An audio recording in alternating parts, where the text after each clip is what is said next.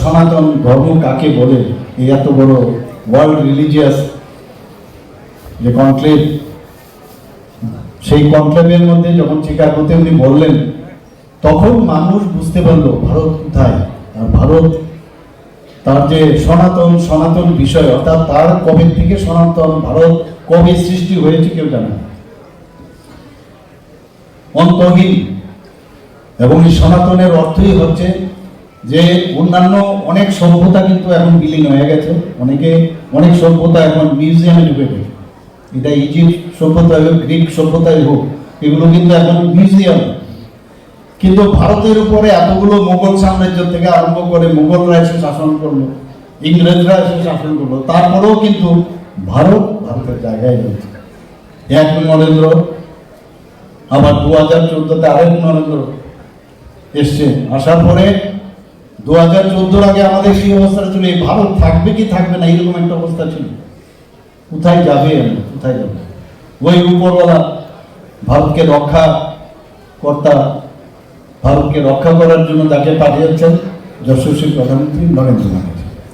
যে কারণে এখানে যারা আছেন, আমি জানি এই বয়সে কিন্তু অস্থির থাকে, তাদের স্থিরতা কম, এই বয়সে স্বাভাবিক। সেটা অনেকে কথা শুনতে হয়তো ভালো লাগবে না, কিন্তু যারা এই কথাগুলো শুনবে, আমাদের যে পথ উনি বিবেকানন্দজি দেখিয়েছেন, মাননীয় প্রধানমন্ত্রীজি যেভাবে দেখাচ্ছেন, সেগুলো যদি আমরা হৃদয়ঙ্গম করি, তাহলে এই নিউ ইন্ডিয়া, নিউ ত্রিপুরা আমরা তৈরি করতে পারবো।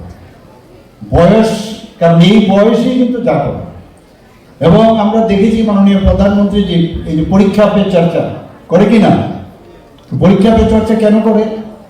যে স্ট্রেস আমাদের, কারণ এই ভয় পেলেই কিন্তু সমস্যা। স্ট্রেস রিলিজ যদি হয়, তাহলে যেটা আমার ভিতরে এত কিছু আমার আছে, যে সেইগুলো প্রকাশ, তার পূর্ণতাও পায় আর প্রকাশও পায়।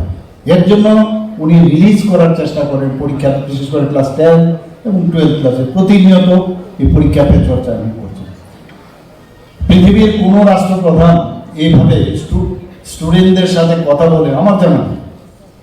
এদের সাথে কথা বলেন এবং আমরাও শুনি কিন্তু, এবং শোনার পরে আমরাও কিন্তু অনেকটা উদ্বুদ্ধ হই, ইন্সপায়ার্ড হই, যে ঠিকই তো এইভাবেই তো আমাদের ছেলে মেয়েদের সাথে কথা বলা উচিত। এবং এত ইন্সপায়ার্ড, আমাদের মনে আছে যে আমাদের ত্রিপুরার একটা ছেলে বিলুনিয়া, খুব সম্ভব, তার সাথে কত সুন্দরভাবে উনি কথা বলেছেন। তো এই যে একের পর এক উনি করছেন, আমরা দেখলাম যে প্রতি মাসের লাস্ট সানডে উনি মন কি বাত অনুষ্ঠান করেন। প্রথমে মন কি বাত নিয়ে বিরোধীরা কিন্তু অনেক তীর্য এবং উল্টাপাল্টা কথা বলেছে। আর ওনার যে মন কি বাত, ওনার কোনোদিন নিজের মনের কথা বলেন না। সমস্ত ভারতবর্ষের বিভিন্ন জায়গায় কি কি কাজ হচ্ছে, ইয়াং পিপলরা কি করছে, সেটা স্পোর্টসেরই হোক, সেটা আজকে আমাদের রকেট লঞ্চিং হোক, সেখানে যদি দেখা যায় অ্যাডভেঞ্চারের সাথে যুক্ত, স্পোর্টসের সাথে বিভিন্ন, তাদের সাথে কথা বলে, কেউ নিউ ইনভেনশন করছে তার সাথে কথা বলছে। অর্থাৎ এর মধ্যে এক সূত্রে যে বাধা, এবং তাতে করে ইয়াং জেনারেশনকে যে উদ্বুদ্ধ করা, yes I also can do it, I am strong, I am stronger. আমি যেখানে যে মরুভূমিতে ফুল ফুটে না, সেখানে ইয়াং জেনারেশন সেখানেও ফুল ফুটাতে পারে। এই যে উদ্বুদ্ধ করার যে বিষয়, সেটা উনি সবসময় করেছেন।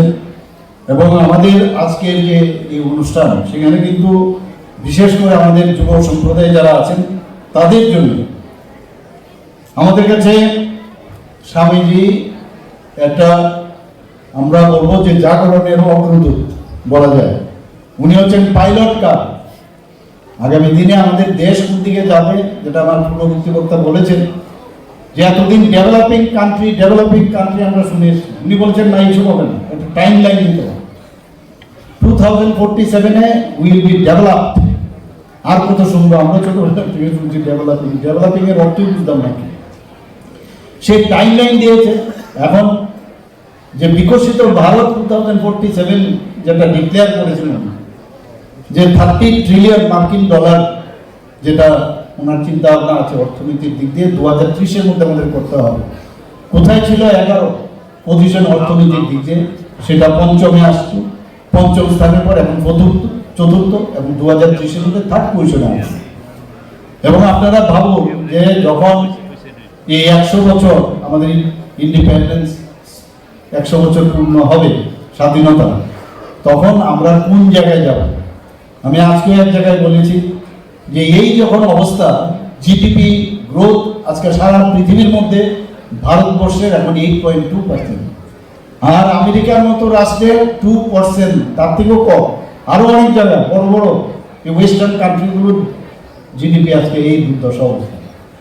তো তোমার দুঃখে আমি সুখী, তোমার সুখে আমি দুঃখী। তো ভারতকে কিভাবে দুর্বল করা যায়, যার জন্য নানাভাবে চক্রান্ত হচ্ছে। কিন্তু আমরা এমন একজন আরেক নরেন্দ্র, যার হাতে আমরা এখন সঁপে দিয়েছি সব কিছু, আমরা এত বেশি এরকম একটা গার্জিয়ান আমরা পেয়েছি, আমরা কিন্তু অনেক